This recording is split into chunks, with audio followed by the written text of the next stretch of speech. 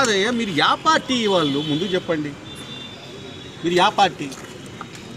అఖిలప్రియ గారిని కూడా అడుగుతా ఉన్నా, మీరు యా పార్టీ? నిజంగానే మీరు తెలుగుదేశమా? ఏమయ్యా మోహన్ రెడ్డి, నిజంగానే నువ్వు వైఎస్ఆర్ పార్టీ? యాది నిజం కాదు.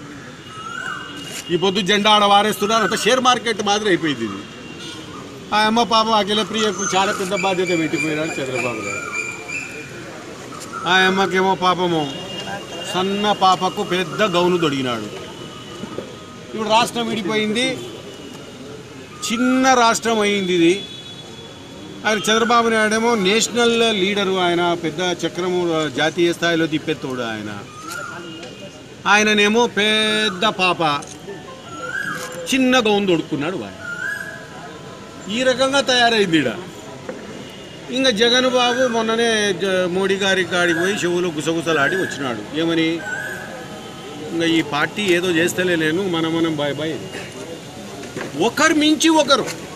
ఈరోజు చంద్రబాబు నాయుడు పొద్దున ఫ్లైట్కు పోతే సాయంత్రం ఫ్లైట్కు మోడీ దగ్గరికి జగను. అంతా మోడీ జపంలో పడిపోయినారు. ఈరోజు ఇద్దరే. ఏ రకంగా మీరు మోహన్ రెడ్డి గారికి ఏ క్వాలిఫికేషన్ ఉందని టికెట్ ఇచ్చారు జగన్ గారు? ఇవ్వండి, మీకు అధికారం ఉంది, మీకు పార్టీ, మీ పెద్దలు మీ డెసిషన్ తీసుకొని, కానీ ప్రజలకు వివరించాలి ఎందుకు ఇచ్చాం.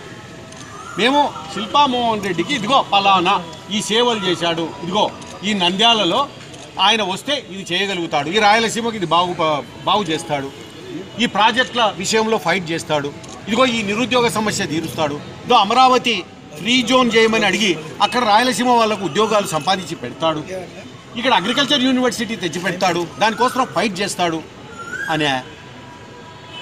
ఎందుకు మీరు ఇచ్చారు మోహన్ రెడ్డికి? బాగా పార్టీలు మారినాడనే, లేకుంటే సూట్ కేసు నేను డబ్బులు తెస్తాడనే ఎందుకు ఇచ్చినావు? అదే రకంగా ఇప్పుడు శేఖర్ రెడ్డి గారి కొడుకుకు